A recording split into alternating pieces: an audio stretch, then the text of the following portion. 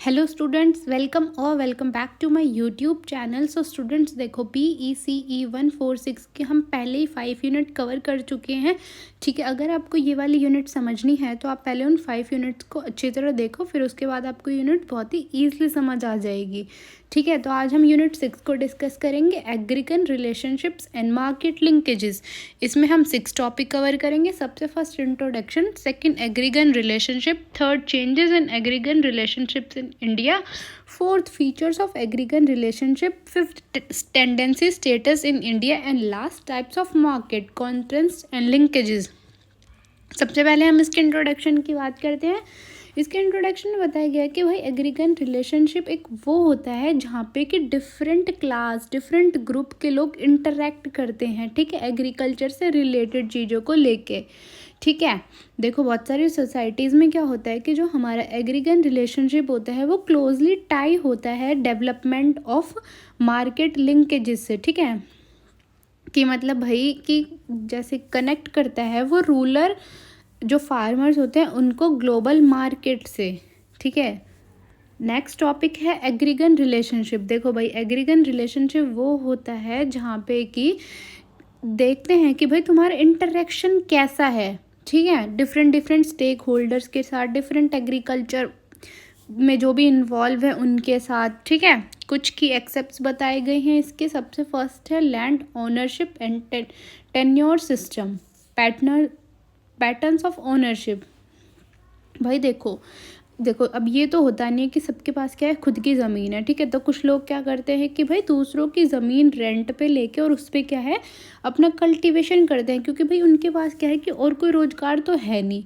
ठीक है, तो वो क्या है एग्रीकल्चर पे डिपेंड है। अब उनके पास ज़मीन नहीं है तो ये तो है नहीं कि वो बेरोज़गार बैठेंगे, तो वो क्या करते हैं कि भाई दूसरों की ज़मीन लेके और उस पर क्या है अपनी फार्मिंग करते हैं। ठीक है, उनको हम बोलते हैं एग्रीकल्चर लेबर्स। नेक्स्ट टॉपिक है लैंड। देखो भाई, ज़मीन क्या होता है, ज़मीन सबसे इम्पॉर्टेंट मतलब सबसे प्राइमरी सोर्स होता है हमारे एग्रीकल्चर का। अगर हमारे पास ज़मीन है जभी तो हम एग्रीकल्चर करेंगे, अगर हमारे पास ज़मीन ही नहीं है तो भाई हम खेती कहाँ से करेंगे। ठीक है, तो importance of land in agrarian system में बताया गया है कि हमारी जो ज़मीन है वो हमारे लिए सबसे पहला प्राइमरी सोर्स है। ठीक है, फिर उसके बाद हम ये डिसाइड करते हैं कि भाई हमें कौन सी क्रॉप उगानी है या फिर यहाँ पे कौन सी क्रॉप सबसे अच्छी होती है। ठीक है, क्योंकि भाई ज़मीन पे भी तो डिपेंड करता है ना कि वहाँ पे कौन सी क्रॉप अच्छी होती है और कौन सी नहीं। ठीक है, देखो हमारी जो ज़मीन है वो सिर्फ एक ये नहीं है कि भाई खेती करने का ही ज़रिया है। अगर हम खेती करेंगे तो उससे क्या है कि हमारा जो फाइनेंशियल स्टेटस है वो भी कैसा होगा, अच्छा होगा।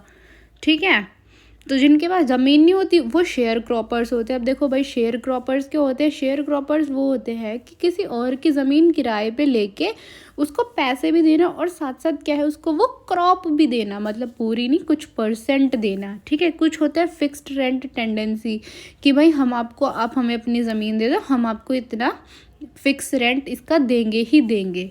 ठीक है, कुछ होते हैं एग्रीकल्चर लेबर्स जो कि क्या होते हैं कि भाई काम करा है पैसे दो, ख़त्म। जितना काम करा ना उस हिसाब से पैसे देने होते हैं। ठीक है, इनकी कोई भी जॉब सिक्योरिटी नहीं होती, सिर्फ जब हमें काम कराना है हम बुला लेंगे, उसके बाद जो आप अपने घर जाओ।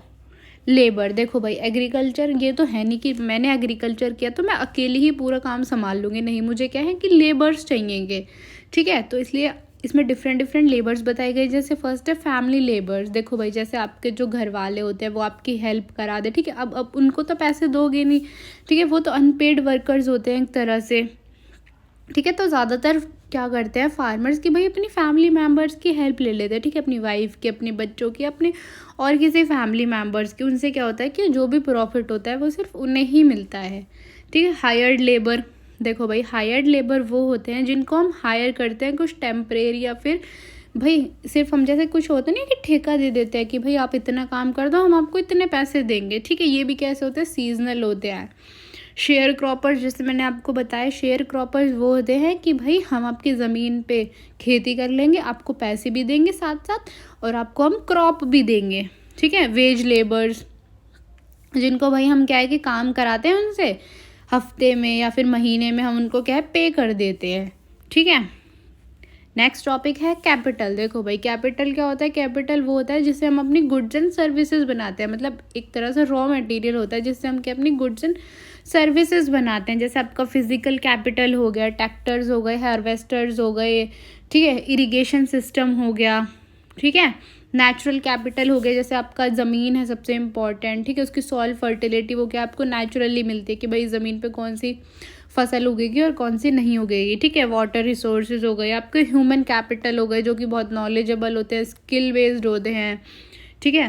वर्किंग कैपिटल्स हो गए आपके, जैसे कि जो आपकी हेल्प करते हैं एग्रीकल्चर में, जैसे सीड्स है, आपका फर्टिलाइजर्स है, पेस्टिसाइड्स है, ठीक है। नेक्स्ट टॉपिक है changes in agrarian relation in India, कि भाई कैसे हमने अपना फार्मिंग को और ज़्यादा मॉडर्न कर दिया। सबसे पहले तो हम क्या है कि भाई हमने कमर्शियल फार्मिंग और कॉन्ट्रैक्ट फार्मिंग कर दी, छोड़ दी, ठीक है। हमने अपने अकॉर्डिंग फार्मिंग करनी क्या है शुरू कर दी।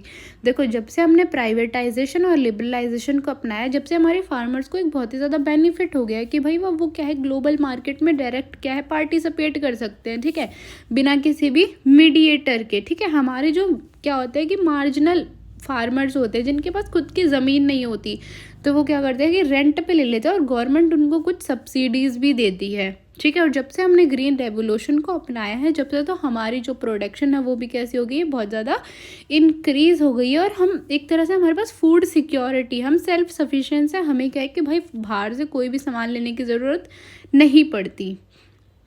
नेक्स्ट टॉपिक है लैंड टेन्योर सिस्टम। देखो लैंड टेन्योर सिस्टम एक वो लीगल एग्रीमेंट होता है जो कि भाई ये बताता है कि ये ज़मीन किसकी है, इस पर किसका कंट्रोल है, कौन इसको यूज़ कर सकता है, ठीक है।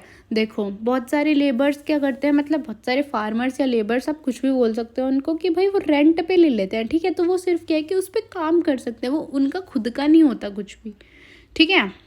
नेक्स्ट टॉपिक है फीचर्स ऑफ एग्रीगन रिलेशनशिप। देखो भाई इसके कुछ की फीचर्स बताए गए, जैसे सबसे फर्स्ट है अनइक्वल लैंड डिस्ट्रीब्यूशन। देखो इसमें क्या है कि जो हमारे लार्ज फार्मर्स हैं उनके पास बहुत ज़्यादा ज़मीन है, पर वो क्या है कि खेती नहीं करना चाहते, और जो हमारे स्मॉल फार्मर्स हैं उनके पास क्या है बहुत ही कम ज़मीन है, ठीक है। तो उनको क्या करनी पड़ती है, रेंट पे लेनी पड़ती है, ठीक है। जेंडर इनइक्वालिटी, जो वुमेन्स होती हैं उनको क्या है उनसे ज़्यादा काम कराया जाता है और उनको पैसे भी क्या है बहुत ही कम दिए जाते हैं, ठीक है।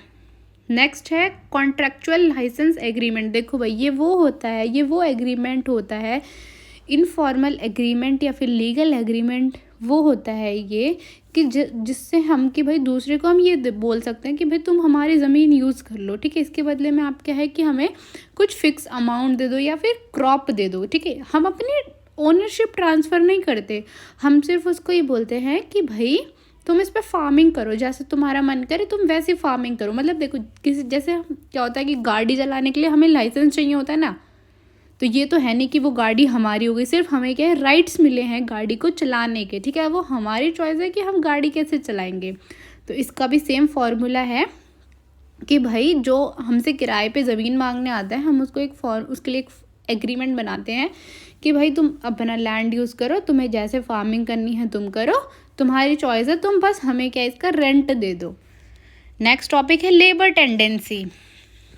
लेबर टेंडेंसी होती है कि भाई हम क्या करते हैं एक्सचेंज कर लेते हैं, मतलब कि जिसके पास ज़मीन होती है हम उससे रेंट पे ले लेते हैं, ठीक है, कि भाई आप हमें इतनी ज़मीन दे दो, हम आपको कुछ फिक्स्ड अमाउंट दे देंगे, ठीक है। ये एग्रीमेंट डायरेक्ट रिलेशनशिप बताता है जो ज़मीन मांगने आता है उससे और जो हमारा लैंड का ऑनर होता है उससे, ठीक है। शेयर क्रॉपिंग आपका वो होता है कि भाई जिस पे आपको क्या है कि आपको हम अपनी ज़मीन दे देंगे, आप क्रॉप उगाओ, आप हमें पैसे तो दोगे, उस मतलब ज़मीन का रेंट तो दोगे, आप साथ में क्या है कि जो भी आपने क्रॉप उगाई है वो भी हमें दोगे, ठीक है। मतलब कुछ ऐसे फिक्स्ड अमाउंट होता है कि आपको इतनी ज़मीन इतनी क्रॉप हमें देनी ही देनी है। नेक्स्ट टॉपिक है लैंड लीसिंग। देखो भाई ये क्या होता है, land leasing refer to the system of agrarian relations where the owner a piece of land allow another individual to use the land for agriculture purpose in exchange for an agreed upon rent or share। देखो भाई ये एक वो relation होता है जहाँ पे हम क्या है किसी और इंडिविजुअल को अलाउ कर देते हैं कि भाई आप क्या है खेती करो, ठीक है, उसके बदले में आप हमें पैसे दो या फिर आप क्रॉप दो, ठीक है, वो हम डिसाइड करेंगे क्योंकि हमारी चीज़ है तो हम ही डिसाइड कर सकते हैं ना कि भाई हमें इसे रेंट लेने या फिर क्रॉप लेनी है। ठीक है, tendency status in India. Tendency in India refer to the agreement where land owners lease out their agriculture land to tendency for cultivation। देखो भाई, लैंड टेंडेंसी स्टेटस होता है जहाँ पे कि हम क्या है, फार्मर्स को अपनी ज़मीन दे देते हैं रेंट के बदले में कि भाई तुम हमें क्या है कि कैश पे करो, काइंड दो या फिर आप प्रोडक्ट दो, वो आपकी चॉइस है। ठीक है, नेक्स्ट टॉपिक है legislation of land leasing system. The legislation of the land leasing system refer to the formal regularization and regulation of the practice of leasing land for agriculture purpose. In India, land leasing is crucial for providing land access to landless। मतलब देखो भाई, हम क्या करते हैं, जिन लोगों के पास ज़मीन नहीं होती, ठीक है, या फिर जो मार्जिनल फार्मर्स होते हैं, उनको हम अपनी ज़मीन दे देते हैं कि भाई तुम इस पर क्या है, अपनी खेती करो, ठीक है, बिना किसी भी दिक्कत के। थोड़ा बहुत हम उनसे रेंट ले लेते हैं, उसमें तो वो तो लेना ही पड़ेगा भाई, वो तो हमारा पूरा अधिकार है, हम अपनी चीज़ दे रहे हैं। तो नेक्स्ट टॉपिक है लैंडलेस एग्रीकल्चर लेबर। देखो भाई, हमारी जो 58% पॉपुलेशन है वो क्या है, एग्रीकल्चर पे डिपेंड है। तो इसका मतलब ये तो नहीं है कि भाई सबके पास ही खुद की ज़मीन है, सबके पास ही बहुत ज़्यादा ज़मीन है, जी हमारे पास 2 किले हैं, हमारे पास 4 किले, ऐसे तो कुछ है नहीं। ठीक है, बहुत सारे ऐसे भी लोग हैं जिनके पास ज़मीन नहीं है पर वो सिर्फ क्या एग्रीकल्चर पे डिपेंड है।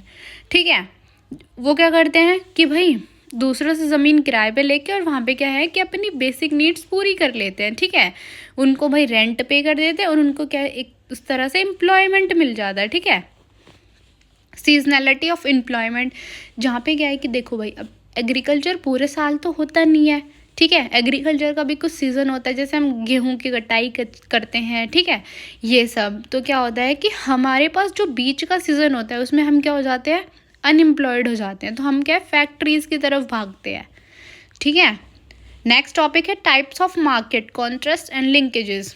देखो भाई, सबसे पहले रेगुलेटेड मार्केट, ये हमारी फॉर्मल मार्केट होती है जो कि गवर्नमेंट क्या है, गवर्नमेंट का इसमें पूरा इन्वॉल्वमेंट होता है। ठीक है, ये हमारी बहुत ही ट्रांसपेरेंट और प्राइस स्टेबिलिटी होती है हमारी यहाँ पे। ठीक है, इन एग्रीकल्चर मार्केट्स को हमारी एग्रीकल्चर प्रोड्यूस मार्केट कमेटी देखती है। ठीक है, अनरेगुलेटेड मार्केट, इसमें क्या है कि भाई गवर्नमेंट का कोई भी इंटरफेयर नहीं होता, ये लोगों ने खुद ही बनाई होती है। मतलब फार्मर और ट्रेडर्स के इसमें क्या है, इनफॉर्मल कनेक्शंस होते हैं। जैसे आपका सोम बाज़ार होता है, ऐसे कि भाई जिसको जो सामान खरीदना आओ, गवर्नमेंट का कोई नहीं, अगर भाई क्या है कि किसी ने कंप्लेन कर दी तो वो मार्केट वहाँ से क्या है, उठ जाएगी। ठीक है, नेक्स्ट है होलसेल मार्केट, जहाँ पे क्या होता है कि भाई आप बहुत ज़्यादा क्वांटिटी की चीज़ें बेच सकते हो। ठीक है, बिना किसी भी इंटरमीडिएट के। ठीक है, रिटेल मार्केट, जहाँ पे क्या होता है कि भाई फिक्स होता है एक तरह से अमाउंट कि भाई इतनी इस चीज़ का हमें इतना ही मिलेगा। ठीक है, जैसे रिटेल में होता है ना कि जैसे आप सदर होती है आपकी, देखा होगा आपने कि भाई उसमें सिर्फ 12 ही चीज़ें आपको दी जाएंगी, मतलब 1 दर्जन वैसे। ठीक है, कोऑपरेटिव मार्केट होता है, cooperative work to ensure fair pricing and eliminate middle mans. देखो भाई, ये होता है कि भाई लोगों ने खुद ही इसमें मार्केट बनाई होती है, ये खुद ही वो अपने प्रोडक्ट इसमें सेल करते हैं और खुद इसमें क्या है, परचेज करते हैं बिना किसी भी मीडिएटर के। नेक्स्ट टॉपिक है goods and factor goods market in India. देखो भाई, गुड्स मार्केट वो होती हैं जहाँ पे हम अपनी क्रॉप, अपने लाइफ स्टॉक, अपना सामान क्या है बेच सकते हैं और ख़रीद सकते हैं हमें जो भी चाहिए। ये मार्केट डोमेस्टिक भी होती है और इंटरनेशनल भी होती है। ठीक है, फैक्टर मार्केट वो होती है जहाँ पे क्या है कि हम अपने इनपुट्स जो भी हम इनपुट्स यूज़ करते हैं ना एग्रीकल्चर में, जैसे आपका फर्टिलाइजर, केमिकल, पेस्टिसाइड्स, ठीक है, ये सब चीज़ें जो होती है वो जो वहाँ पे मिलती हैं। ठीक है, जैसे कुछ होती है ना कि आपको थोड़ी सी बड़ी सी क्रॉप चाहिए होती है, जैसे वो आपको वहाँ पे क्या है, मिल सकती है इजली। नेक्स्ट टॉपिक है फॉर्मल एंड इनफॉर्मल मार्केट। देखो भाई, फॉर्मल मार्केट वो होती है जिसमें गवर्नमेंट का पूरा क्या होता है, इन्वॉल्वमेंट होता है। गवर्नमेंट डिसाइड करती है क्या प्राइस होगा, किस प्राइस पे हम लेंगे इसको। वो बहुत ही ज़्यादा क्या है, ट्रांसपेरेंट मार्केट होती है, उस पर हर चीज़ क्या होती है, फेयर होती है। ठीक है, और आपकी इनफॉर्मल मार्केट होती है जिसपे गवर्नमेंट का कोई रोल नहीं होता, आप लोगों ने खुद ही वहाँ पे सामान बेचना है, खुद ही आपने खरीदना है। वहाँ पे ना कोई फिक्स्ड प्राइस होता, ना वो ट्रांसपेरेंट होती, जिसका जैसा मन करता है वो अपना सामान उतने दाम पे बेचता है। ठीक है, नेक्स्ट टॉपिक है primary, secondary and terminal market, देखो भाई प्राइमरी मार्केट कौन सी होती है, जहाँ पे क्या है कि हम अपने प्रोडक्ट डायरेक्टली बेच सकते हैं, ठीक है, फार्मर्स को या फिर जिसको भी चाहिए होते हैं उसको। ये मार्केट स्पेशली बनाई जाती है फार्मर्स को कनेक्ट करने के लिए कि भाई आप क्या है कि लोगों से कनेक्ट हो जाओ और उसके बाद क्या आप अपने गुड्स बेच सकते हो। नेक्स्ट टॉपिक है सेकेंडरी मार्केट। सेकेंडरी मार्केट कौन सी होती है, जहाँ पे एग्रीकल्चर प्रोडक्ट क्या होते हैं, सोल्ड होते हैं, ठीक है, इन प्राइमरी मार्केट, ठीक है, after final designation. These market often deal with produced goods or those that are in bulk quantity। देखो सेकेंडरी मार्केट वो होती है जहाँ पे हम बल्क क्वांटिटी में अपने प्रोडक्ट सेल कर सकते हैं। मतलब ये नहीं कि आप थोड़े से गेहूँ लेके आए आपको वही बेचने हैं, नहीं, वहाँ पे आपको क्या है कि बल्क क्वांटिटी, बहुत ज़्यादा क्वांटिटी होनी चाहिए जब भी आप अपने क्या है सामान बेच सकते हैं। नेक्स्ट है आपकी टर्मिनल मार्केट। देखो टर्मिनल मार्केट कौन सी होती है, often urban based centralize market where agriculture goods are set. देखो जहाँ पे आपके जो एग्रीकल्चर गुड्स होते हैं वो रिटेलर्स को सेल किए जाते हैं, ठीक है, लार्ज बायर्स को सेल किए जाते हैं। मतलब ये एक तरह से आपका इंटरनेशनल जो मार्केट वाले लोग होते हैं ना वो भी आते हैं वहाँ पे, ठीक है, तो आप उनको भी क्या है अपने गुड्स बेच सकते हैं, ठीक है। मार्केट, नेक्स्ट टॉपिक है market constants. Agriculture market are central to the function of agriculture economy. However, several constraints hinders the efficiency, effectiveness and equity of these market. These contracts affect both producers। देखो भाई क्या होता है कि जो हमारी markets होती हैं, ठीक है, वो भी देखो सब मार्केट्स तो बिल्कुल फेयर नहीं होती, ठीक है। तो इसमें क्या होता है कि भाई बहुत ज़्यादा अगर देखो किसी फार्मर को नॉलेज नहीं है तो वो क्या करेगा, अपना सामान कहीं भी जाके बेच देगा, ठीक है। तो इससे क्या है कि फार्मर को बहुत ज़्यादा नुकसान होगा और जो हमारा कंज्यूमर है, मतलब जो लेने वाला है, उसका क्या होगा, उसको एक अच्छे सही प्राइस में क्या है, मतलब एक बहुत ही लो प्राइस में उसको वो सामान मिल जाएगा, ठीक है। मार्केट लिंकेजेस, देखो मार्केट लिंकेजेस होती है जहाँ पे क्या होता है कि फार्मर का डायरेक्ट लिंक होता है मार्केट से बिना किसी भी इंटरमीडिएटर के, ठीक है, जहाँ पे आप अपने क्या है गुड्स एंड सर्विसेज बहुत ही ईजिली बेच सकते हो। लास्ट टॉपिक है आपका ग्रुप फॉर्मेशन। देखो भाई एग्रीकल्चर करने के लिए सिर्फ एक इंसान की ज़रूरत तो होती नहीं है, ठीक है। क्या होता है कि भाई जैसे जितने भी फैमिली मेम्बर्स होते हैं सब अपनी राय देते हैं कि भाई ऐसे नहीं, आप ऐसे कर लो, ठीक है, आप ये वाला मेथड अपना लो, ठीक है, कि भाई ये वाली क्रॉप यहाँ पे ज़्यादा अच्छी होती है। तो मतलब क्या होता है, ग्रुप फॉर्मेशन होती है कि भाई ग्रुप में अगर आप काम करोगे तो आपको क्या है ज़्यादा से ज़्यादा बेनिफिट मिलेगा, ठीक है। देखो this concept plays a significant role in strengthening marketing bargaining power, improving marketing access. देखो अगर क्या है कि आप ग्रुप बना के मार्केट में जाओगे तो आप क्या है बार्गेनिंग कर पाओगे अच्छी तरह, ठीक है। आप अपनी जो चीज़ है उसको क्या है कि हाई प्राइस पे बेच पाओगे, मतलब जितने पे आपकी चीज़ क्या है बिकनी चाहिए, ठीक है। आई होप कि आपको यूनिट समझ आई होगी। अगर फिर भी आपको कोई डाउट है तो आप मेरे से कमेंट्स में पूछ सकते हैं। अगर आपको ये यूनिट अच्छी तरह समझ आई है तो आप लाइक, शेयर एंड कमेंट कर सकते हैं और मेरे यूट्यूब को सब्सक्राइब कर सकते हैं। And thank you for watching.